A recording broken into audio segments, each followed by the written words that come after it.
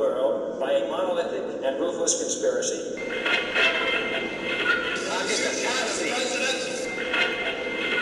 Aliens are extra-dimensional beings. It is an atomic bomb. It is a harnessing of the basic power of the universe. Welcome to Dark Discoveries. Greetings, good morning, good afternoon, good evening, whatever the case may be, whenever this episode finds you, wherever you are. What a show we have today. I was lucky enough to interview a true patriot, Stephen Kinzer, about his book Poisoner in Chief, Sidney Gottlieb and the CIA Search for Mind Control. It was the perfect way to wrap up this chapter on MKUltra. I hope you enjoy it. And please remember to subscribe, rate, and review wherever you are currently listening. Enjoy. All right, welcome. Today, our guest is Stephen Kinzer, a former New York Times foreign correspondent, a senior fellow at Brown University, and an author of many great books, including his latest, the book we focus on today, Poisoner in Chief, Sidney Gottlieb and the CIA Search for Mind Control. Welcome, Mr. Kinzer. Thank you for being here. Great to be with you. Awesome. So first, to get started, our last episode was about MKUltra. So if you could just give us a little background on MKUltra. MKUltra was one of the most secret projects the CIA ever embarked upon. It was one of the deepest secrets inside the agency all during the 1950s. It was essentially a search for some kind of formula or a procedure or particularly drug that would allow the CIA to control other people's minds. It began as a search for a truth serum so that you could make prisoners say what you wanted. Then it evolved into the idea that you could send agents out into places to do things for you without letting them realize what they were doing and then making them forget what they were doing. So the CIA had this idea that if you could find the secret of mind control, then the prize would be nothing less than global mastery. And they were right, if you could find it. So during the 1950s, the CIA set out on this search for the secret of mind control. And it was Allen Dulles, the director of the CIA during that period, who gave this project the name MKUltra, because he did understand that it would be the ultra secret if you could ever crack that one. Yeah, definitely. Is Allen Dulles the way that you became familiar with the MKUltra project? The way I came into writing Poisoner in Chief is a little bit roundabout, as often happens with books. I had written a book about Allen Dulles, who was director of the CIA in the 1950s, and his brother, John Foster Dulles, who was Secretary of State at the same period. In that book, called The Brothers, I traced various episodes that they were involved in around the world. One of those episodes that Allen Dulles and the CIA were involved in 1960, was compounding poison and sending it to the Congo in order to kill the Prime Minister of the Congo, Patrice Lumumba. I mentioned this episode in passing in my story about the Dulles brothers, but I didn't forget it. And afterwards, I started thinking that was really quite a strange thing. The U.S. government sent someone to another country with poison to kill the leader of that country. So who would they have sent? I began asking myself. Would it have been a courier? Answer is no. The person who brought the poison to the Congo was actually the person who made it, who was the chief poison maker of the CIA, an anonymous figure who lived in the deepest invisibility. Now we know who it was, Sidney Gottlieb. So I started researching who was this guy Gottlieb, who was the chief chemist at the CIA during the 50s. And it turns out that he was also the guy who made the poisons that were used to try to kill Fidel Castro and all those bizarre devices. So he was fingered in the mid-70s as the guy who had made these nefarious poisons. And that was his brief moment of notoriety. But I came to realize as I looked into his story that the making of the poisons was not really the important part. That was just a pharmacist's job. He was a gifted chemist, but if he weren't there, they could have found someone else to make deadly poisons. But I began to realize there's another part of the Sidney Gottlieb story that's way bigger than that. And that was MK Ultra. And the more I got into it, the more I realized that this is one of the great untold stories of the 20th century. All of my books are about untold stories. I'm always looking for something that was big and important and really shaped history, but that for whatever reasons has not been told. And Poisoner in Chief tells one of those stories. Right. Yeah, that's what I try to look for, discoveries that don't normally get brought up, in everyday society. One of the things that kind of strikes me as odd with Sidney Gottlieb, it seems weird that he's the head of this program, and he himself is the one who's taken the poisons to these different, in the case of the Congo, he's taken it personally. Does that go to his personal fervor as the chemist, or was it more so what he felt was important to do to make sure to carry out the job? What do you think it was? Gottlieb was a good scientist and therefore decided that if you wanted to find out a way to plant a new mind into somebody's brain, the first thing he had to do was destroy the mind that was in there. And he spent years using all kinds of drugs and sensory isolation and electroshock and hypnosis and all kinds of extreme overdoses to try to find ways to destroy a human mind. And also, as a good scientist, as he began this project, he looked for what research was available on that subject. Who knows how to destroy a human mind and a human body and a human soul, and what effect various poisons have on the body. So who else could he find but the Nazi doctors who had worked in the concentration camp and their Japanese counterparts? So those people became the foundation stone of MK Ultra. Gottlieb had what amounted to a license to kill from the U.S. government. He was allowed to go to a country like West Germany, which was then under U.S. occupation, or Japan or South Korea, countries that we controlled. The Philippines was another one. And essentially just ask the CIA station through maybe military U.S. Army MPs to turn over human beings to him for experiments. These would be people who might be refugees, had no connection to anybody, or suspected enemy agents. And the CIA, in some cases, under Gottlieb's supervision, experimented on these people to death. When I was researching this book, I discovered what I think might be the very first CIA secret prison. It's in a beautiful chalet outside of Frankfurt in Germany. And when I got there, the owner, a young German businessman who was making condos out of it, took me down into the basement.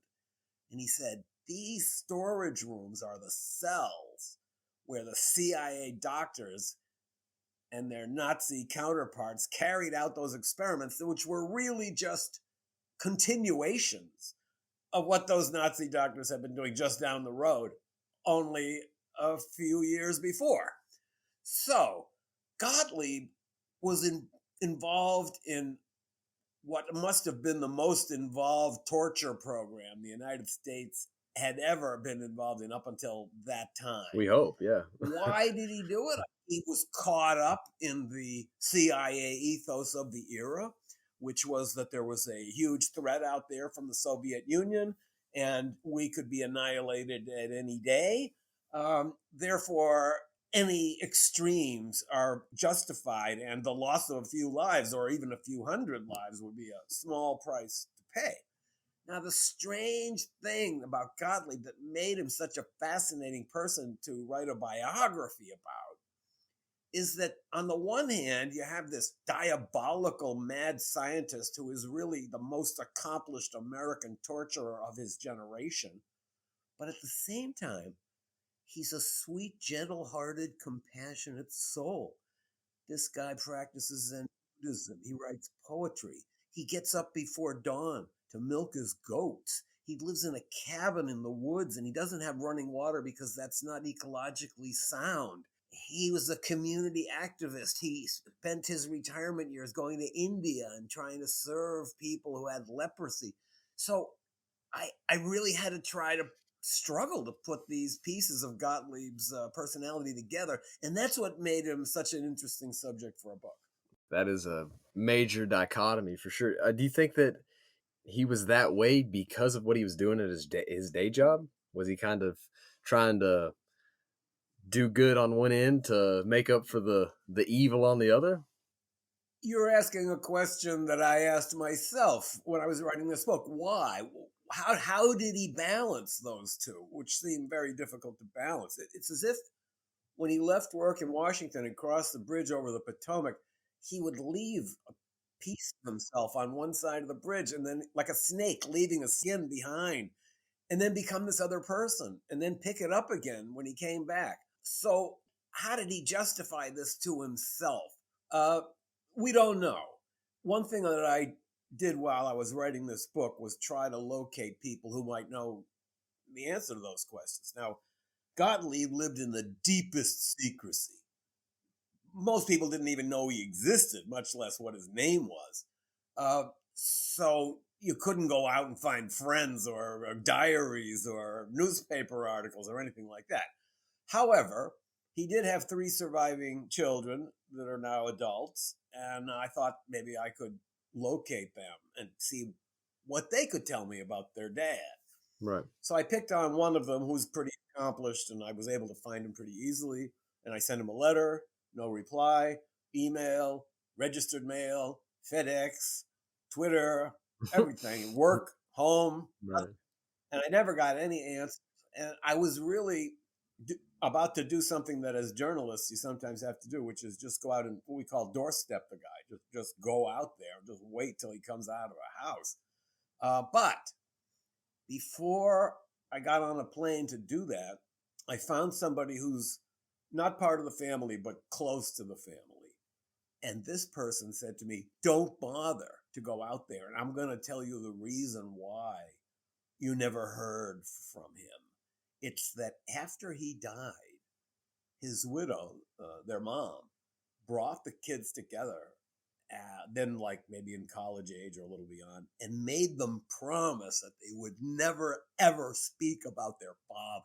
Wow. And that's why the person told me, you haven't been able to reach them. So it's a mystery. How did he justify them? But let me try out one theory on you. Okay. As I'm trying to ask myself, how did this demonic torturer also be such a gentle, compassionate soul? I'm thinking maybe it's this one. My theory is just as good as the one that you offered. So he would have looked at the Soviet Union as this horrific force. Everyone in America did. We were conditioned to believe that. And this was a force that was intended to conquer and destroy the rest of the world. It would not only take over the United States, but it would make fulfilling life as a human being impossible forever. It would be the end of all meaningful existence on Earth if this enemy were to triumph. And this was imminent. It's hard to put yourself back in the craziness of paranoid times, right. But that's what it was. So if Gottlieb believed that, he might have said to himself, take a look at me. I'm an individualist. I don't live in a ticky-tacky house development and have 2.5 children and live, have a range and a washing machine. No, I live on my own individualist way. Yeah. And when that evil communism takes over the world, it's not going to be possible for anyone like me to live, because we'll all be subjected to the oppressive rule that makes us all into automatons of the state. And therefore, in order to preserve the possibility that humanity can survive in a fulfilling way on Earth, I have the lamentable responsibility of having to torture people to death. Yeah, I mean, that makes perfect sense really that he valued his self-reliance so much that he could he could justify what he was doing, and especially like you said. I think it teaches us a lesson too that when you want to justify immoral acts, the way to do it is to find some great cause that's so great that it overwhelms your moral balance. Yeah. And patriotism is one of the most seductive causes of all. So if you can wrap yourself up in that extremity, then for many people, there's a way that you can leave behind all your moral judgment. Oh yeah, that's proven out in today's culture, society. I mean, ever since World War II, I feel like it's just been a continuation of that, pushing the boogeyman to the next boogeyman to the next boogeyman, and it's just cyclical. It just keeps we just keep running through them. When it comes, America loves an enemy. oh, that's for sure. That's the only way to keep the industrial complex alive. Uh, when it comes to MK Ultra, what was the scope of it? I mean, when people hear that there was torturing going on and things like that, they just the government couldn't do that. The intelligence agencies. There's no way. So, how large was this program? So Gottlieb divided MK Ultra into what he called sub projects. There were 142 of them at home and a number abroad. Uh, just to give a general overview of what he did. First of all, he had a series of experiments inside the United States and then others that were abroad. The ones that were abroad were undoubtedly the most brutal. I mentioned visiting this secret prison where some of these original so called experiments happened in Germany.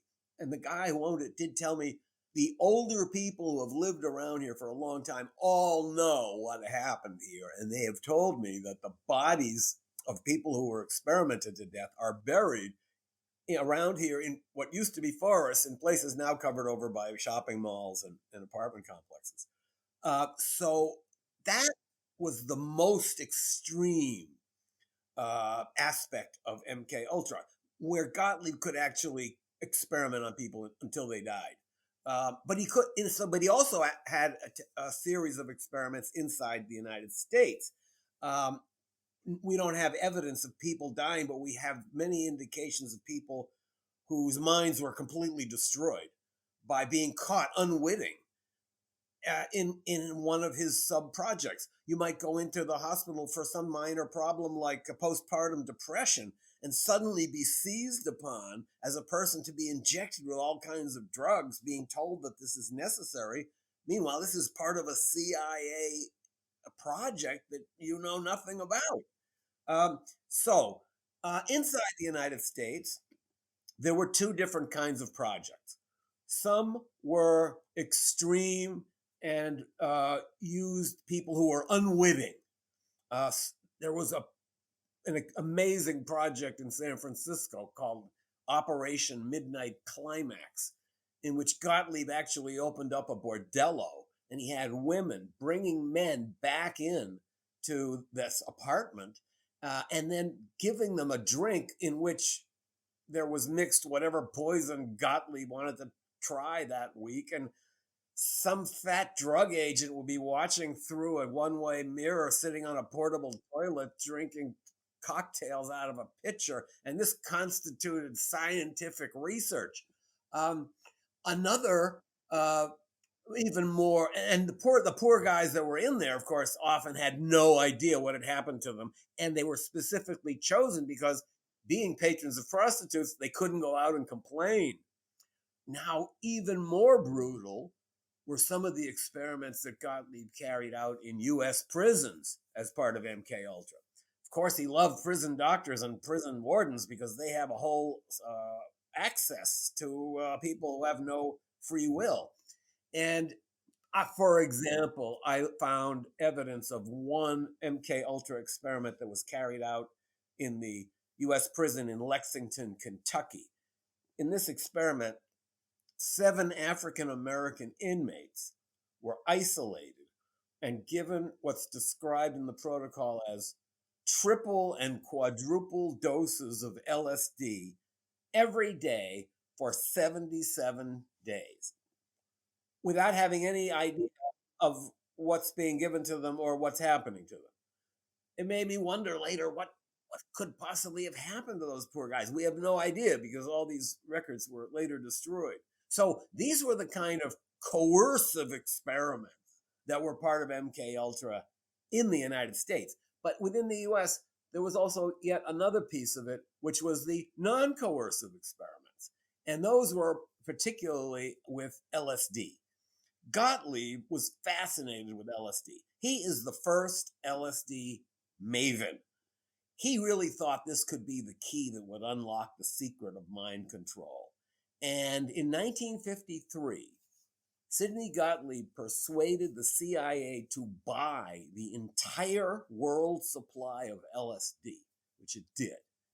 And Gottlieb used this for several things. Some of them were for these extreme experiments that I've been talking about. But he also wanted to see how ordinary people would react to LSD under clinical supervision, knowing full well what was happening to them. So, since the CIA does not have its own medical facilities, he decided that the CIA should use hospitals and clinics. But, of course, the CIA couldn't say that it was behind this. So Gottlieb set up a couple of bogus medical foundations.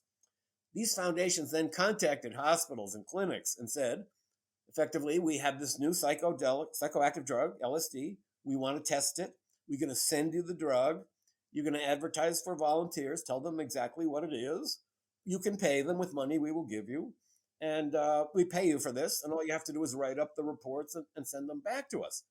So immediately a big market for this grew up. And these experimental projects sprung up in various parts of the country. So who were among the first people to volunteer to go in and try this new drug? One of the very first was Allen Ginsberg, the poet. He did it in California and listened to Wagner on the headphones while he was taking LSD. Another one was Ken Kesey, who wrote the great counterculture Bible, the One Flew Over the Cuckoo's Nest. And actually, when I was researching my book, I saw an interview with him in which he said that, yes, he had gathered the material for that book while working in a mental hospital, but that's not the reason he went to work there. He originally went to work there because he had gone in to take LSD and he loved it so much, he wanted to get a job so he could steal all the rest of the LSD out of the pharmacy, which he did, and then bring it out to all his friends. Another guy who was an early experimenter, a participant in these experiments, was Robert Hunter, who wrote the lyrics for the Grateful Dead. He then went out and brought LSD to the Grateful Dead and threw them to all that whole counterculture. So it was Gottlieb who brought LSD to the U.S. I tell you, I read an interview with John Lennon in which he was asked about LSD. And he said, "We must always remember to thank the CIA." Now, he had never heard Sidney Gottlieb. Nobody had. But if he had, he would have said, "We must always remember to thank Sidney Gottlieb." And of course, the irony of the whole thing is that the drug that Sidney Gottlieb believed would give the CIA the way to control the world actually wound up fueling a youth rebellion, which was aimed at destroying everything the CIA believes in. That is hilarious. Complete opposite of what he wanted to do. That's pretty funny. So, how long does MK Ultra last? Could you find that out? MK Ultra was at its peak all through the 50s. It sort of petered out toward the end. There were a lot of doubts raised, and Gottlieb himself began to feel some of these doubts.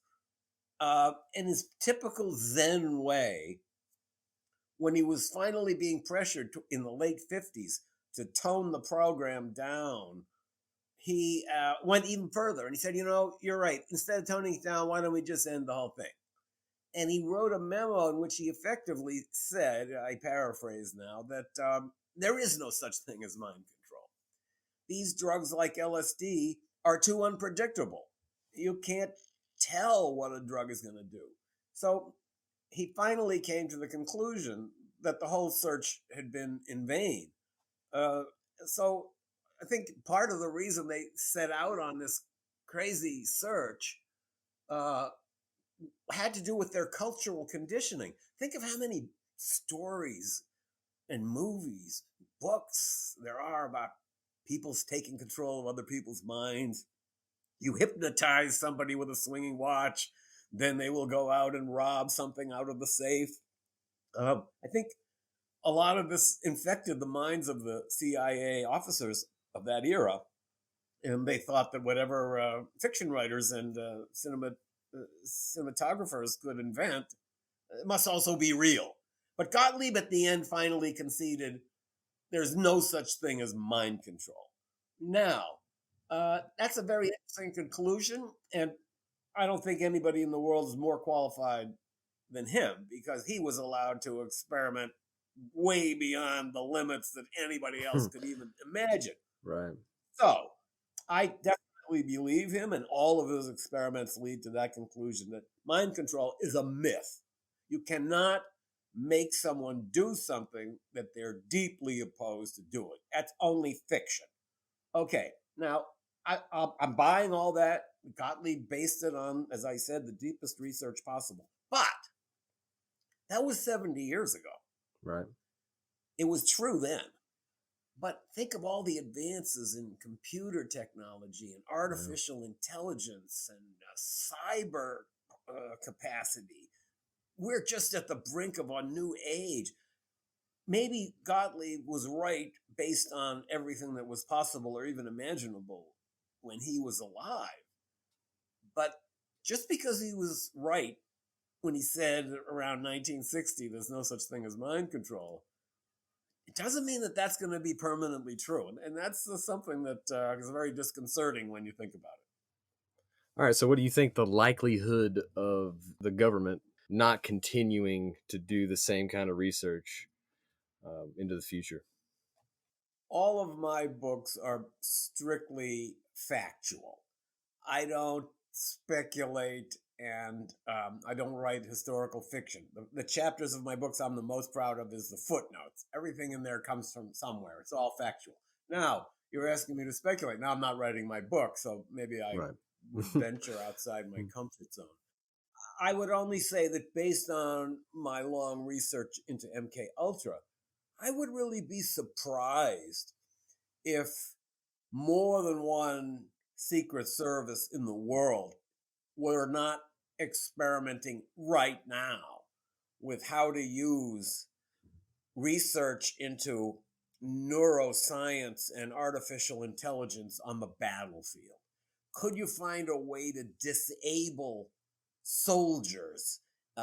This was something that the MK Ultra people also thought about. Could you find, is there a way if you gave them all LSD in a giant cloud, would they think that their rifles were geraniums and want to hug you? So now it wouldn't be an LSD cloud, but could there be some way that science could develop that would allow an enemy to penetrate into a soldier's mind on the other side, or even to the mind of a political leader in another country? You know, the film The Manchurian Candidate is something like this scenario. And it was an interesting story. In The Manchurian Candidate, a person is a former prisoner of war from Korea, comes back to the United States being secretly programmed to commit terrible acts inside the United States. And one of the MK Ultra scientists said later that film caused them a lot of problems because it was behind the curve. By the time the film came out showing what mind control could do, the CIA had already concluded that there was no such thing as mind control. So it was a little bit out of time.